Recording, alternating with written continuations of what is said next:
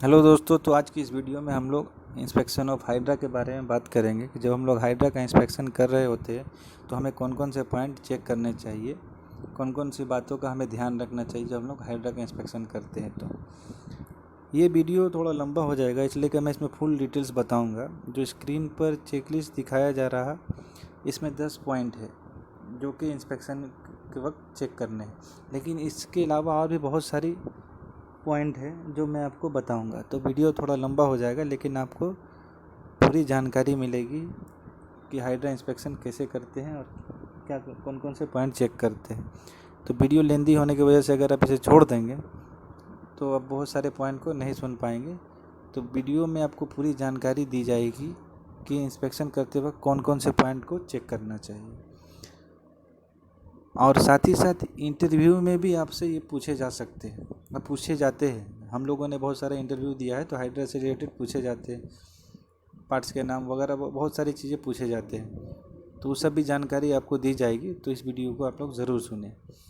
तो आइए स्टार्ट करते हैं। जैसा कि स्क्रीन पर आप लोग देख रहे हैं, एक चेक लिस्ट लगा हुआ है हाइड्रा का, फराना दोनों के साथ आप देख सकते हैं। तो हाइड्रा का जो चेकलिस्ट है, सबसे पहला पॉइंट है सेफ्टी लैच इन हुक। इसमें जो आप एक हुक देख रहे होंगे, हुक में एक बीच में एक लैच लगा हुआ है। वो लैच एक उसके पीछे एक स्प्रिंग लगा रहता है। वो लगाने का मतलब ये है कि अगर आप कोई भी सामान इरेक्शन करते हैं या बेल्ट लगाते हैं, वेब सीलिंग हो, वायर वेब सीलिंग हो, कुछ भी हो, तो उसे निकलने से रोकता है, प्रोटेक्शन देता है। इसलिए सेफ्टी लैच हमें चेक करना चाहिए और इंटरव्यू में पूछ सकते हैं कि सेफ्टी लैच का क्या काम है। दूसरा पॉइंट जो है आप लोग देख सकते हैं, hoist limit switch. Hoist limit switch जो है, आप जैसा कि स्क्रीन पर जो हाइड्रा एक बना हुआ है, आप 2 नंबर पॉइंट जो है वो देख सकते हैं कि रेड कलर का चौड़ा सा एक सामान बना हुआ दिख रहा होगा। वो क्या है, वो हुक और बूम के बीच में लगा रहता है। वो इसलिए है कि अगर ऑपरेटर ज़्यादा वायर अंदर की तरफ लेता है तो ये हुक ऊपर जाके टकराएगा और वायर ऑफ स्लिंग टूट जाएगा। तो वायर टूटने की वजह से वो बीच में एक दिया गया है, ताकि वो जैसे आपका होइस्ट लिमिट स्विच को ऊपर की तरफ करेगा तो वो जो वायर होता है वो लूज हो जाएगा और वहाँ पे अलार्म बजने लगेगा ऑपरेटर को। तो होइस्ट लिमिट स्विच का काम भी मालूम हो गया और ये चेक करना है कि ये होना चाहिए। और साथ ही साथ आपको ये चेक करना है कि जो हाइड्रा है उसका सेफ वर्क लोड मालूम होना चाहिए, जो भी यहाँ से आप सामान उठा रहे हैं, जैसा कि 3 नंबर पॉइंट में आप देख सकते हैं। उसके बाद 4 नंबर पॉइंट है, wire rope and sealing free from tolerable damage, no kinks broken wires more than 10%। इसका मतलब है कि जो वायर ऑफ सीलिंग है वो आपको चेक करना है कि कहीं से ब्रोकन नहीं हो, डैमेज नहीं हो, टूटा हुआ नहीं हो, वायर निकला नहीं हो। तो ये चीज़ों को चेक करना होता है। उसके बाद 5 नंबर पॉइंट है कि ऑयल लीक नहीं होना चाहिए, हाइड्रोलिक कहीं से ऑयल लीक नहीं होना चाहिए, ये चीज़ आपको चेक करने हैं। उसके बाद चेक करने हैं कि जो टायर है वो डैमेज नहीं होना चाहिए, कहीं से क्रैक नहीं होना चाहिए, आज एयर बराबर होना चाहिए और सही तरीके से टायर का कंडीशन आपको दिखना चाहिए। तो ये चीज़ चेक करने हैं। उसके बाद आपको चेक करना है कि हेड लैम्प और टेल लैम्प, जो ऊपर और नीचे एक लैम्प लगा रहता है, वो दोनों काम करता होना चाहिए। इसलिए कि कहीं पे अंधेरा होगा या नाइट में काम करेंगे तो ये लाइट की बहुत सारी मदद मिलती है।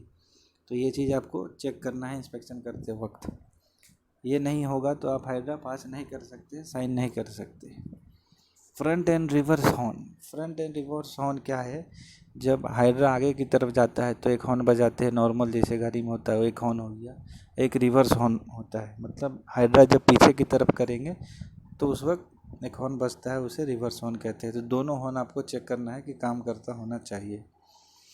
उसके बाद आपको चेक करना है कि हाइड्रा का जो बूम स्ट्रक्चर है उसका कंडीशन सही होना चाहिए और वो फुल एक्सपेंशन होना चाहिए, मतलब पूरा बाहर निकलना होना चाहिए।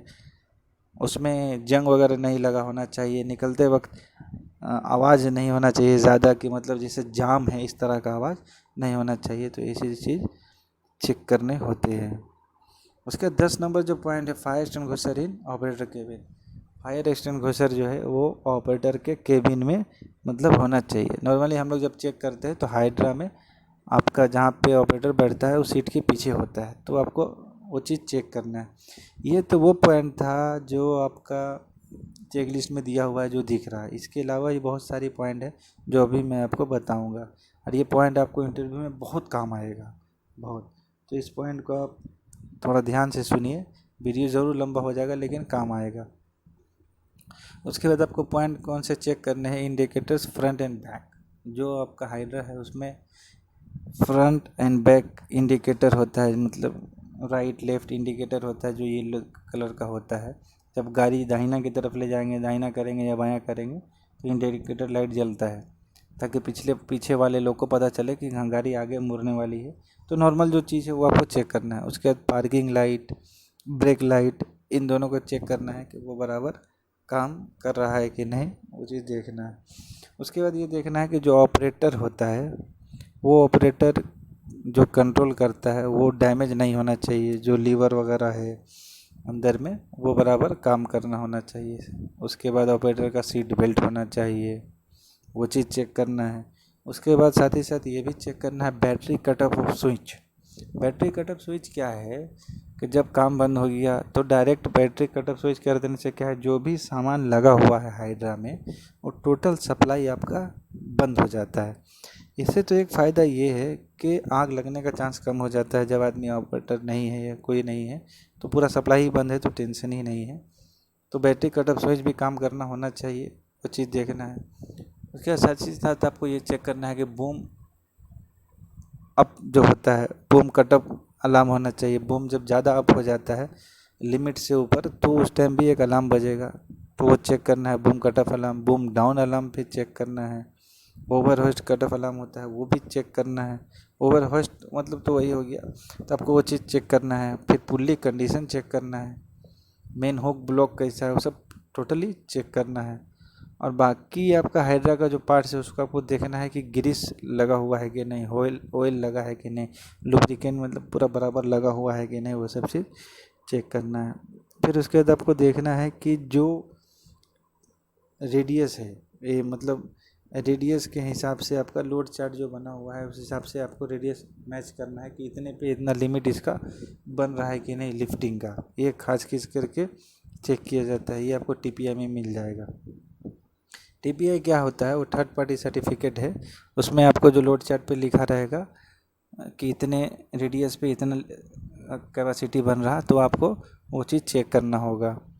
उसके बाद आपको देखना होगा, इसे थर्ड पार्टी सर्टिफिकेट में डेट होना चाहिए, वैलिड होना चाहिए, तो ही अलाउ करेंगे। फिजिकल कंडीशन हाइड्रा का चेक करना है कि सही है कि नहीं, साइड मिरर वगैरह चेक करना है। उसके बाद वाइपर चेक करना है, विंड स्क्रीन देखना है, तो ये सब चीज़ चेक करना है। जिप बूम रहता है कि एक्स्ट्रा बूम ज़्यादा लेंथ के लिए, तो वो चेक करना है। उसके बाद आपको देखना है कि फर्स्ट एड बॉक्स हाइड्रा में है कि नहीं, और अगर है तो उसमें पूरा सामान है कि नहीं, वो चीज़ चेक करना है। तो इन बातों का आपको ध्यान रखना है। सैडल क्लैंप लगा होना चाहिए। ओवरलोड अलार्म, जैसे मानिए कैपेसिटी 5 टन का बन रहा और उसमें सामान 6 टन का उठा रहे हैं या 5.5 का उठा रहे हैं, तो अलार्म बजना चाहिए। तो ओवरलोड अलार्म काम कर रहा है कि नहीं, ये एक प्रोटेक्शन के लिए लगा रहता है, ताकि जो क्षमता है क्षमता से ज़्यादा ना उठाया जाए। तो इन चीज़ों का ध्यान रखना है। उसके बाद है SLI होता है, सेफ लोड इंडिकेटर। इंटरव्यू में भी पूछा जा सकता है कि SLI का फुल फॉर्म क्या है, तो SLI का फुल फॉर्म होता है सेफ लोड इंडिकेटर। इसके ऊपर मैं कभी और उस वीडियो बनाऊंगा डिटेल्स में। तो SLI चेक करना है काम कर रहा है कि नहीं। उसके बाद देखना है कि हाइड्रा का कंडीशन सही है कि नहीं, जो वायर इलेक्ट्रिकल वायरिंग किया हुआ है वो सही है कि नहीं, कंडीशन ऑफ हाइड्रा कैसा है, वो सब टोटल चीज़ चेक करना है।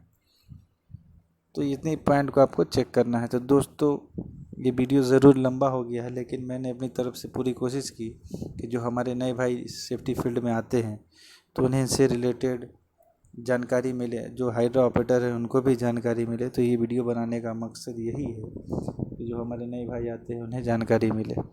और ये चीज़ आपको इंटरव्यू में भी पूछे जाते हैं, जैसा कि हम लोग रिफाइनरी, कंस्ट्रक्शन, जहाँ भी इंटरव्यू दिए हैं अब तक, तो खास करके इरेक्शन से रिलेटेड आपको ये हाइड्रा का बारे में पूछा ही जाएगा। हाइड्रा क्रेन, तो क्रेन का थोड़ा पार्ट्स अलग हो जाता है, बाकी ज़्यादातर सेम ही रहता है। तो इन बातों का आपको ध्यान रखना है जब आप लोग इंस्पेक्शन कर रहे होंगे। तो अगर आपको मेरी वीडियो अच्छी लगी तो आप लाइक कर दीजिए, सब्सक्राइब कर दीजिए, ताकि मुझे लगे कि हाँ, मैं जो वीडियो बना रहा हूँ आप लोगों को पसंद है। ठीक है दोस्तों, फिर तब तक के लिए दूसरी वीडियो में मिलेंगे एक नई वीडियो के साथ। तब तक के लिए धन्यवाद।